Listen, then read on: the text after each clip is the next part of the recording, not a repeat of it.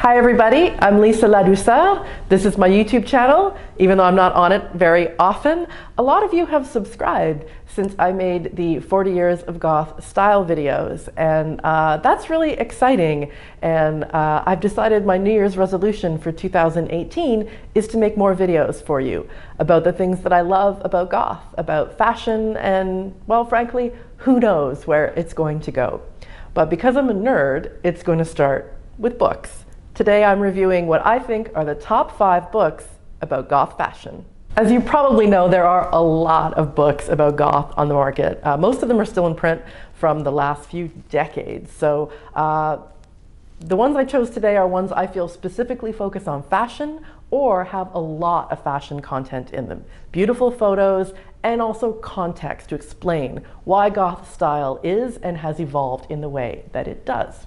The first book I want to talk about is called Goth. You're going to hear that word a lot. Vamps and Dandies by Gavin Baddeley. Gavin is a UK author. He's written a bunch of books about goth, about music. He has a Cradle of Filth book and a Marilyn Manson book. Great book called Lucifer Rising about the devil and rock and roll.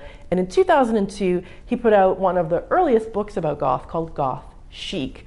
But it didn't have enough fashion. So in 2010, he put out Vamps and Dandies to talk more about goth style. It starts with like the silent film era and goes through like hammer horror all the way to the Batcave Club in the 70s and punk rock, and ends with like steampunk and Victoriana and everything in between, gothic rock and new wave and new romantic and all that. This book is a lot of essay style content about the origins of goth, fitting it into the bigger culture, whether that's silent films, expressionist films, horror films, or art, music, and literature. So you will see he will talk about people like Theda Bara before he talks about Susie Sue. He wants to give people the backstory. And it is full of beautiful photographs. A lot of them are from professional photographers within the goth community who take pictures at clubs and festivals and picnics. And so there's lots to look at. But again, it's a lot of what Gavin has to say that I think is really interesting, so I want to read a couple of bits from his introduction.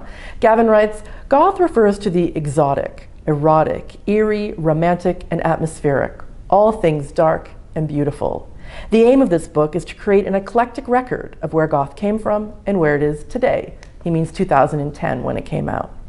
And then he goes on to say that some say goth is more about what's in your heart than what you wear, and I broadly agree, but that people who put a lot of effort into it deserve even more respect. I like his chapter on cyberpunk and giving that the credit it deserves, cybergoth, I mean. I like how he says goth big platform boots came from Japanese anime and manga. I think he's onto something with that. And he ends with steampunk and neo-Victoriana, a little bit about like emo and Hot Topic and what happened to Sophie Lancaster. It is a bit outdated, which is why it's not higher up on my list of top 5, but if you haven't read Gavin Baddeley, I do recommend him. The next book I want to talk about is fairly recent. It came out in 2014. It's called Goth, The Design, Art, and Fashion of a Dark Subculture. And it was written by 3 different authors because it covers different topics. So that's kind of cool. It gives different perspective on what goth's all about. But it only has 1 chapter out of 6 on fashion. So this is a lot about the Gothic, not just goth. So Gothic architecture and art. It talks a lot about like death in art, contemporary art as well, and then eventually you get to music and fashion towards the end. They're coming from a bit of a different place in their observation of goth right from the very first page of the book. I'll show it to you.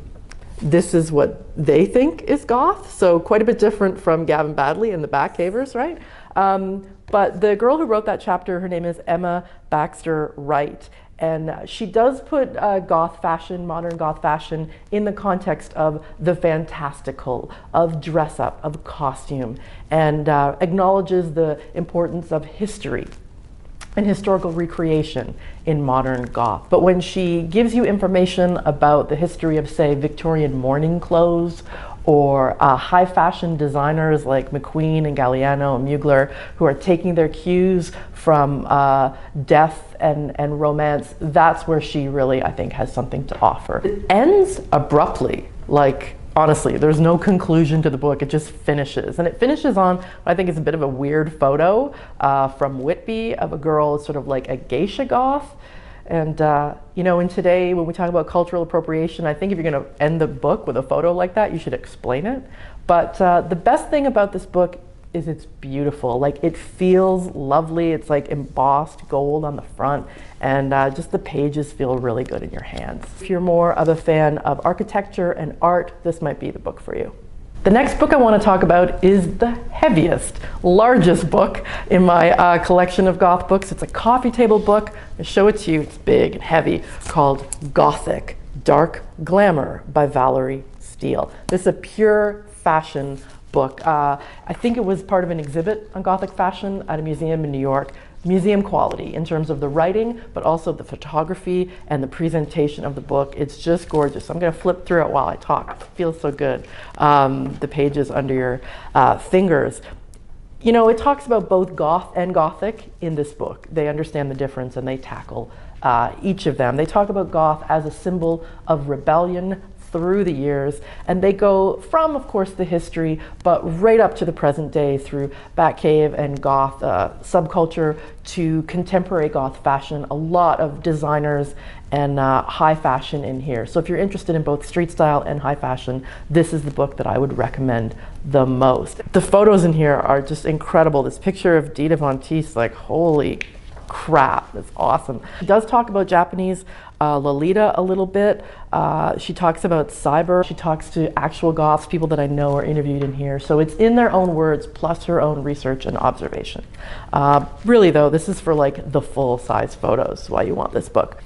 She talks a lot about how advertising and fashion photography affects goth culture, and she says that, you know, when someone puts a collection on the runway, it's not in a vacuum. It's usually very much in tandem with like a Tim Burton movie, or when Chanel is doing black lipstick, it's because something else is going on, and ties all these things together with like a bird's eye view that I think is really interesting. Not too insider, not too outsider.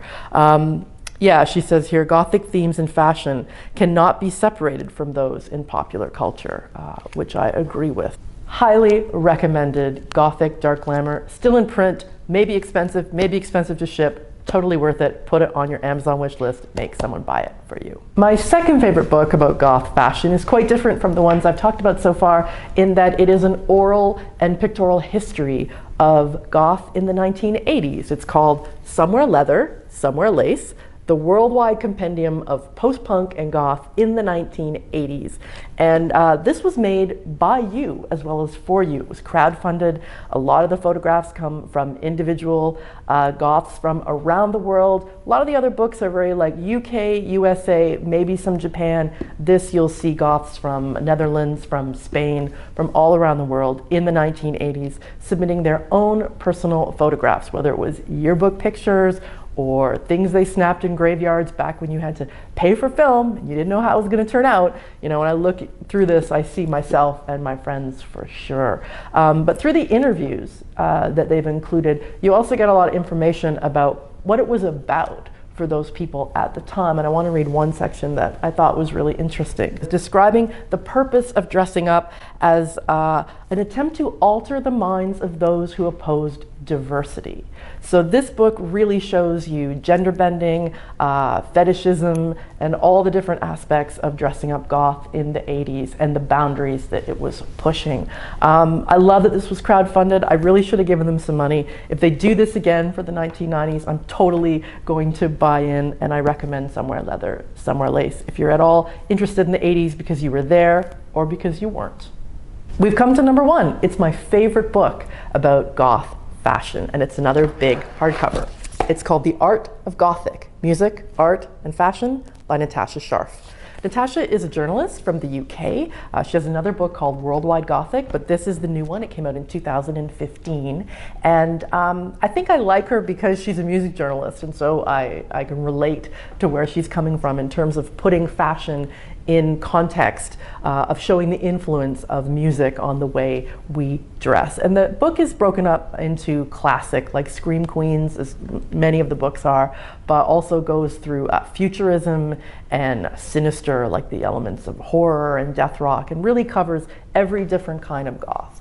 What I like about this book is she talks about album art quite a bit. So not just what was Peter Murphy wearing or what was Susie wearing and how did that trickle down to their fans, but labels like 4AD and the art directors who created album covers that defined the aesthetic of goth in the 80s and 90s and beyond. She also talks about gothic rock and metal in a way that a lot of other writers do not. So you'll hear about Typo Negative and Nightwish and Paradise Lost and how they influenced goth style. She doesn't shy away from mall goth culture, whether that's trench coats from The Matrix or emo and Hot Topic. She gives everything its due in the book. And it's a very conversational style. It's not difficult to get into her writing at all, but packed with beautiful photographs of festivals from around the world of contemporary goths. I love this book. I think if you were only going to get one for your collection, you should start with the art of goth, and I hope that Natasha has another book coming soon. So that's it. That's my take on the best goth books about fashion. How did I do? Come on. I know you have a lot of opinions. I've read them on my other video comments. Be kind though. This is my first vlog style video. Do you like it? Do you want me to talk about things like this this year? And what books do you have to recommend to me? Because I know we live in an Instagram world and you can see beautiful photos of goths at the click of your thumb, but there's nothing better, in my view, than something I can put on my bookshelf, which will also be super handy in the event of the zombie apocalypse or the death of the cloud. So I recommend that you buy some of these, and I'll put the links in the video description below. And of course, don't forget, I have my own book, guys. It doesn't have photos in it. It has a lot of words, but if you haven't checked it out, it's called Encyclopedia Gothica. There's a link for that too. So that's it for me for now, but hopefully I'll be back before next year. Let me know what you'd like to see, and I'll see you soon.